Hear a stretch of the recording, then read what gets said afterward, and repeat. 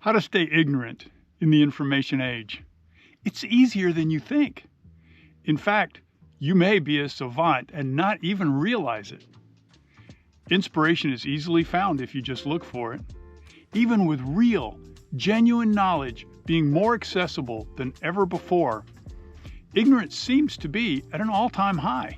This is great news for the aspirational ignoramus. There's never been a better time to be ignorant. With the proliferation of people on your screens and in your earbuds telling you what to think, full ignorance is easily attainable for all that aspire to it. Get as much of your information from social media platforms as possible, especially those platforms that specialize in very short attention span content. That way, you can be ignorant and shorten your attention span simultaneously. It's a bargain. It's kind of a no-brainer. Whatever you do, make absolutely sure that you don't, under any circumstance. Oh, wait, I almost forgot. Book banning is coming back into vogue, which makes ignorance almost a mandate in some places.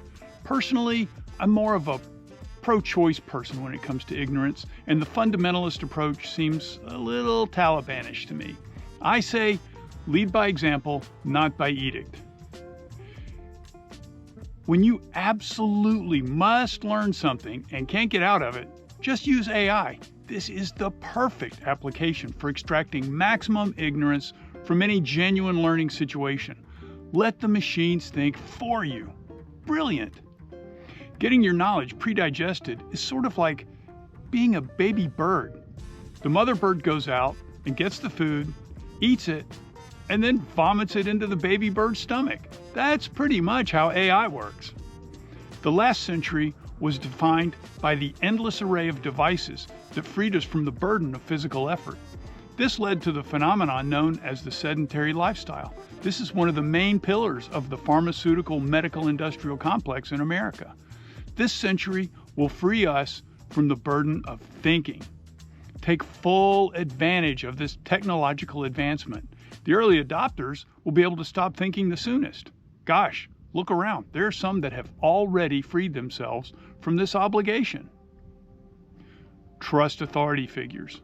When being led by an authority figure, blind obedience is an excellent substitute for actual critical thinking. Just do what you're told and you can get back to your favorite, mindless activity that much sooner. Obedience is the new patriotism. Remember, never forget, you can learn everything that really matters from the advertising. It's not as if truth in advertising isn't real. If you can't trust the people that are trying to sell you something, who can you trust? Watching the news is an essential part of ignorance, but it can be tricky. If not handled properly, this one can backfire, and you might find yourself learning something useful. Not to worry. I'll walk you through this intellectual minefield, and you can be well on your way to oblivion. First, make sure that all your sources are feeding you stories intended to polarize popular opinion. B, all of your regular news sources must completely agree with each other. Avoid rigorous, multifaceted analysis. That means more than one side of a topic is presented, so a more thorough understanding is achieved. Thirdly, make sure that all of the stories have the depth and complexity of a soundbite. It's really all you need to form snap judgments and opinions. This is critical for feeding your confirmation bias, which is a must for up-and-coming dunderheads. Ancient Chinese philosopher Lao Tzu once said, "He who thinks he knows doesn't know. He who knows that he doesn't know, knows." Don't let this be you. Strongly held, one-sided opinions that are easily arrived at are central to your ignorance. If nuance and complexity are trumped by strongly held opinions that were easily acquired, bravo! You're well on your way to being a complete nincompoop.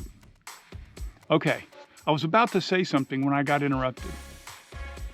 Never, ever, ever, no matter what, don't open your mind. Once you adopt an opinion, hold on to it. Don't let it go. If you open your mind to other ideas, there's no telling what might creep in. Ignorance is about keeping things out, not letting them in. Never forget that the root of ignorance, that is, the main part of the word, is ignore. The great Stoic philosopher Epictetus once said, "Knowledge is in the depths." So, obviously, you're safe reading most mainstream and pop culture magazines and websites. Parenting. For those parents looking to pass the ignorance lifestyle onto their children, I have great news. It's so easy. You don't even have to think about it. Literally. Did you realize that your electronic devices make great babysitters? Even when you're in the same room with your kids. Legendary physicist Richard Feynman once said, "We must not fool ourselves, and we're the easiest ones to fool." Obviously, ignorance was outside of his sphere of competence. One of the very cornerstones of ignorance is self-delusion. If you can't tell the difference between beliefs and real knowledge, then congratulations, you're right where you want to be.